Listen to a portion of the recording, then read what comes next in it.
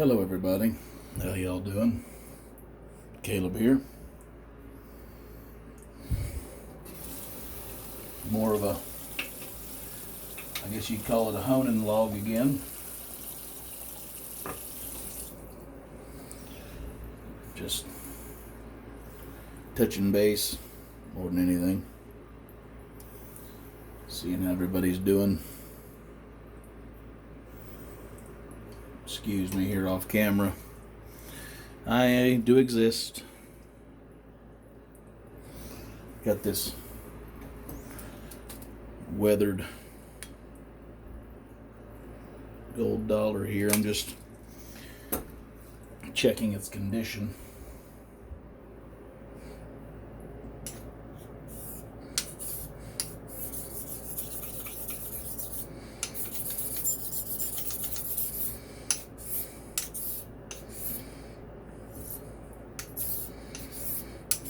Bringing this apex back.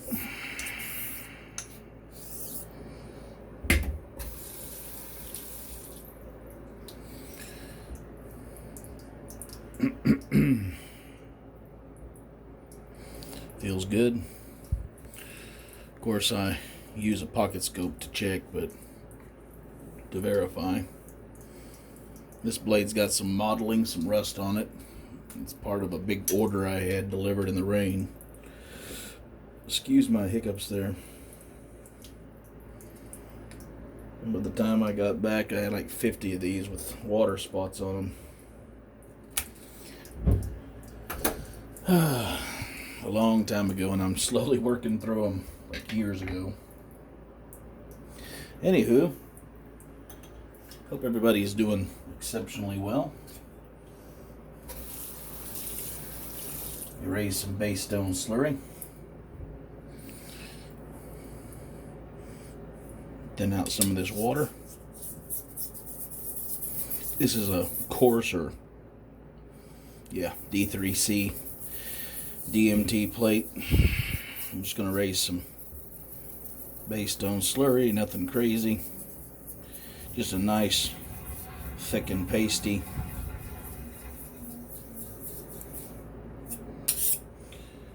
slurry to cut off some of these 1K.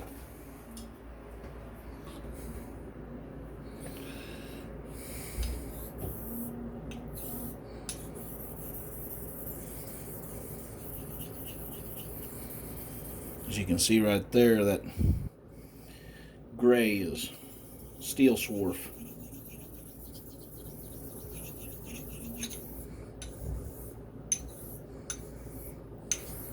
It doesn't take long on a good J-nut,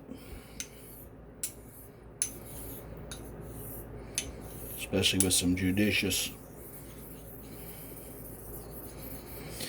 application of torque towards the edge.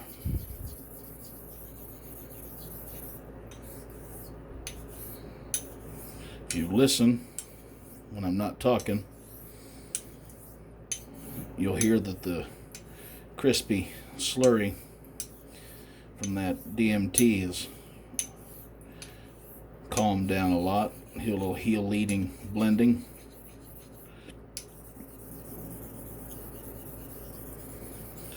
I'm rocking, shifting torque from heel to toe using short lapping or overlapping strokes. Getting the most out of this slurry.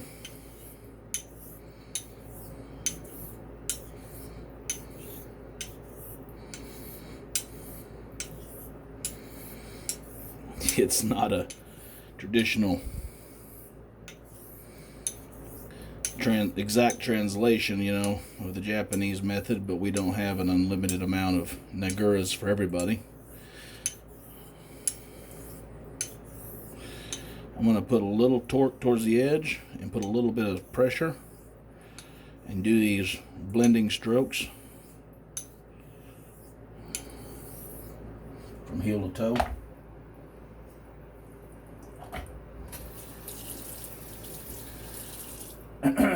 And then of course I'm going to take a look at it after doing a little light stropping on some soft paper. with this 100 power pocket microscope. It's looking really nice. Basically, if you use a coarse diamond plate and you're coming off of a 1K, you're going to have deep stria all the way out to the apex. That's one of the reasons why I kind of prefer to use a base stone slurry whenever I am using coming off of a bevel setter like that.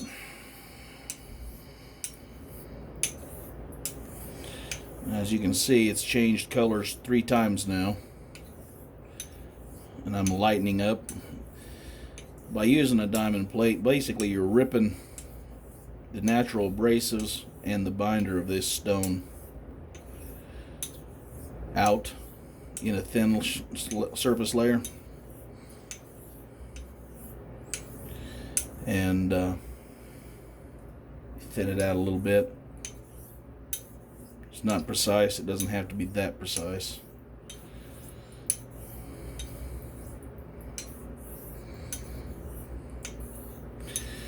But you get larger chunks, let's say, than a good moderately hardened Agura might leave. But the good thing is those chunks are very uniform, and they separate into their composite, I guess that's the right word. They separate into their individual components. There we go. Sorry, I work nights, so this is my late night for me in the daytime. I say I work nights. Sometimes I don't. You never know when I'm going to be home. Clean off more of that slurry. Give it a good rinse on half the stone levy. Now we're pretty much just clear water, but there's a little bit of buffering action maybe.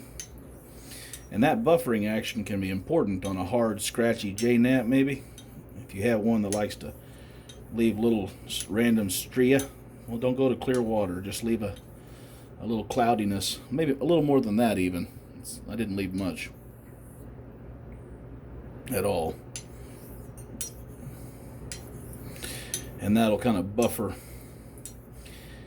any mineral deposits that are near the surface.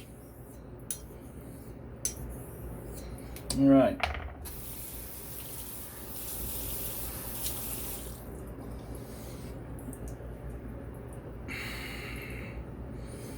Now, I doubt this will win any awards for best looking edge. However, it's a very efficient method. Let me pull my linen up here. I know this last year I haven't really been making many videos. I acknowledge that. I haven't really felt like it. That Tomo Nagura flax linen, European made, I believe.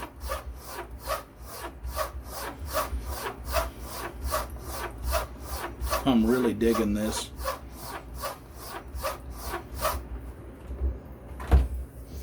I like to take a look again, see what my strop has uncovered.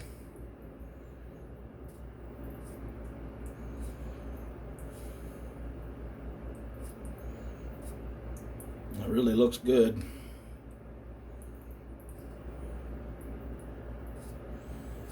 Nice and crisp, clean all the way out to the apex. So I'm going to go to some horsehide to close out the edge. And it felt like I had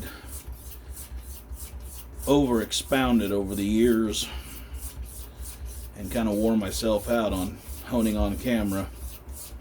Sometimes you don't really get better when all you do is hone on camera.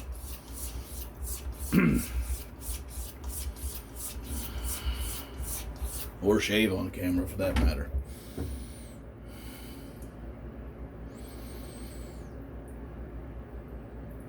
Nice mirror polish. You can see my eyeball in that tiny little bevel, so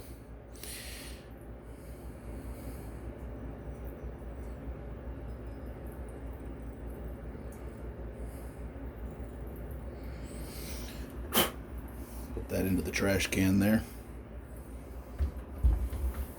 Try to clean a little of my oils off the apex so that it doesn't degrade as fast. Though to be honest, I prefer to finish out, if I'm going to store one away, on a nice dry cotton or linen strop. One thing I like that Keith does, he puts these little tag ends on here, leather. Gives you something nice to hold on to. And they don't clank. Alright. Put that one away real quick.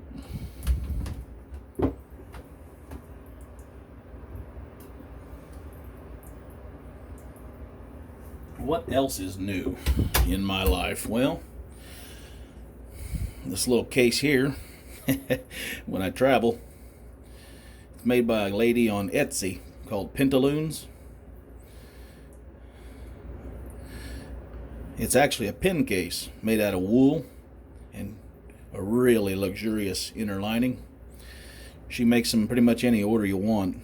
She happened to have a 3.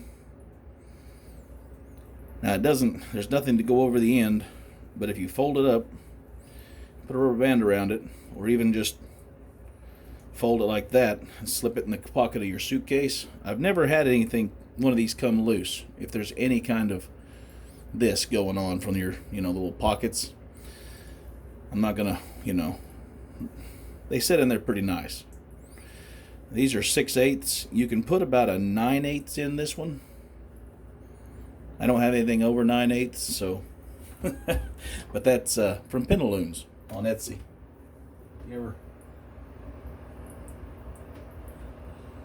Excuse me one moment. Put this on the little counter out here. So that's a little quick and dirty honing. I have another one, same stone as the other one, Awatani. It's got a little low spot here, but it's even cleaner if that's possible. Not quite as thick, but a little longer. Same width. This one has got amazing feedback.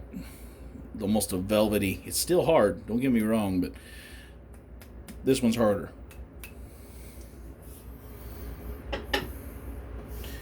So, what else has been going on? Well, work has been insane. I mean, for most people, I imagine, but well, in my industry, which is food supply mostly now, I've got a chip in this one. I was testing a stone, and this one's definitely a beater. I caught, I don't know, a mineral deposit.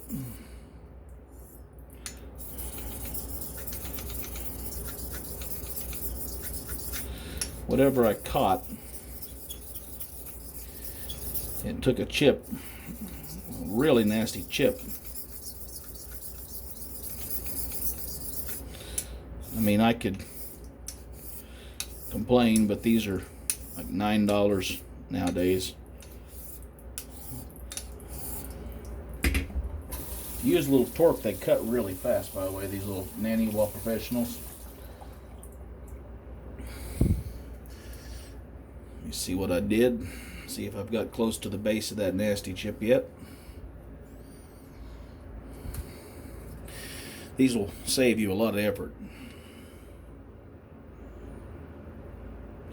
I've got just a little bit more of that chip left. But you know it's the deepest part.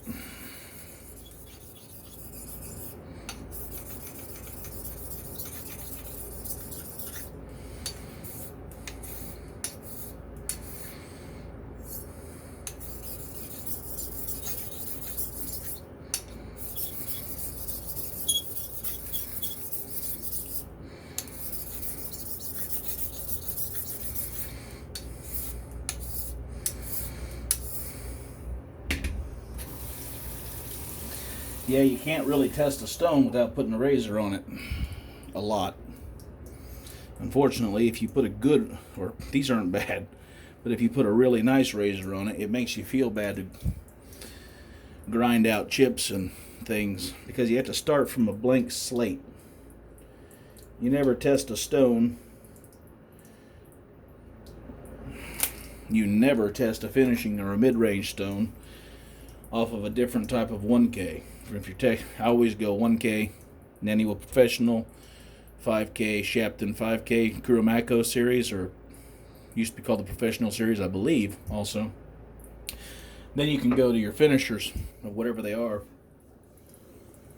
and you can get a reliable idea of just how fine they are or are not, and how they compare to others. And this time, we'll use this Tinjo instead of a diamond plate. Again, too much water. I like to dress down the surface a little bit. As you can see, this one's a little softer than my Mccullough. That's fine. I like to go light until I know any big chunks have been found. Now you can see the cutting speed of this. Doesn't take much. No need to pointlessly waste your expensive Naguras. If a third of what you normally use does it, use a third of it.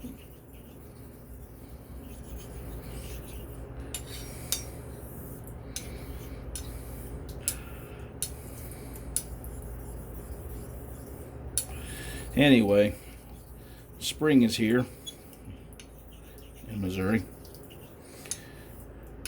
We're just on the cusp of it turning humid and sticky. We actually had a touch of it about a month ago, and then it got really cold at night, actually frosted. Now this Tinjo, I guess you'd say, has almost like a greasy feel. I don't know how to explain it other than the slurry it makes on this stone feels like you're running on a layer of film.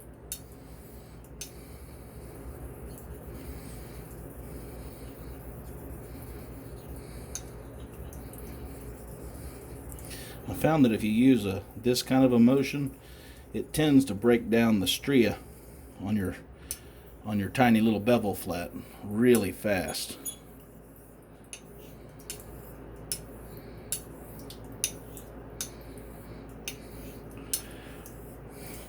Probably that slurry getting in there on the bevel flat and moving back and forth. Try to clean up a little of this dye as I go from the stone, the Naniwa Professional. Now this razor has lived in and out of my bathroom. There's no excuse for it. You can tell from the hone wear and the rust spot. I let a drop of moisture get on it, and there you go. Now that left a really clean apex, and you could probably shave off of that, but you know, why not spend a little longer and go up supposedly one finer. Now you will find outliers, or outliers even, in all abrasives that are natural. You'll find outliers in anything, even things men have done, so why wouldn't you find it in nature? You might find a Mccullough that's as fine as a coma. As a matter of fact, some sword polishers that I talk to online say that you don't need a coma because the Mccullough is just as fine. What's different is the abrasive speed or the abrasive content. So a coma is like a rocket ship, let's say, and a Mccullough of the same fineness or same potential to be fine may it's just as fine. It'll get you there. But if one is doing Mach 5, the Mccullough is doing Mach 3.5, let's say. Now you're still breaking the speed limits and you're still doing a lot of good. But one is perceptibly, you can tell, a bit faster. It may not be finer. So if speed is your thing, or you have enough comas and you don't mind paying 5 or 6 times as much per ounce for a coma as a Mccullough. Now I know somebody out there is going to flip out whenever they hear me say that, but that's fine. You don't buy me birthday cards anyway, so I don't really care. Alright, that was sarcasm. Anywho,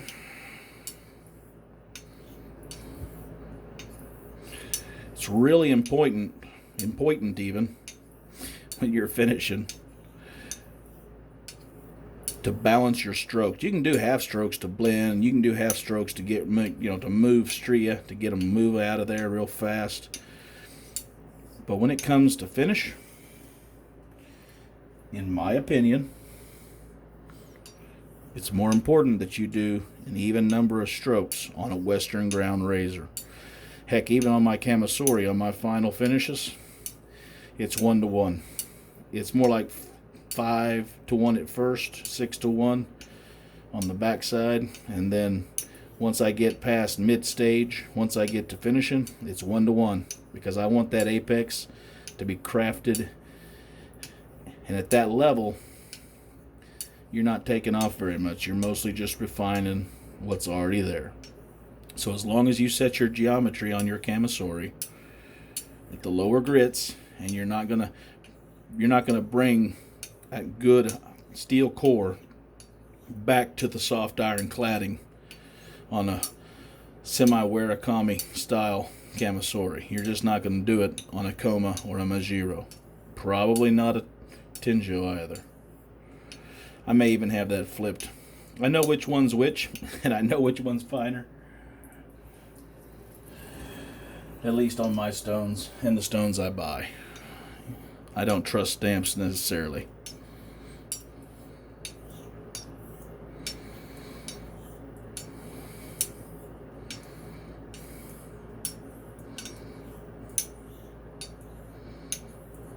It's very important that when you're using very little pressure, you get a good undercut.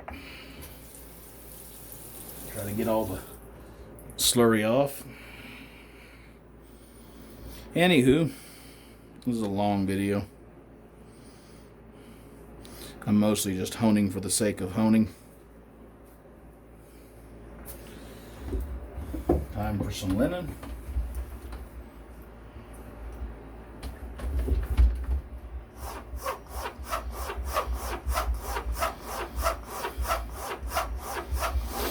I hope you are all doing quite well.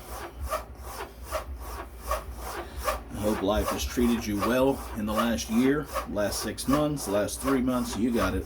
I know you know what I mean. I hope everybody's fine in your families and friends. I hope your jobs are stable and you're all employed at something. Give it another look.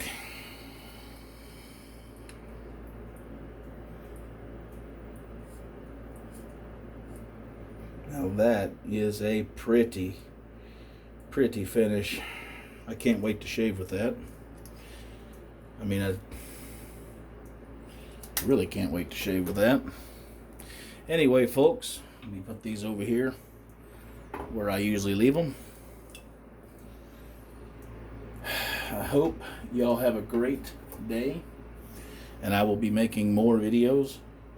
They may or may not be razor honing videos, as I do have other abrasives and I sharpen a lot of other things, but I will be sharing them on here more often.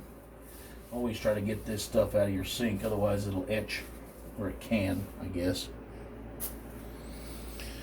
And I hope to see you here. Like, dislike if you don't like it, comment, say hey. We'll see you. Bye.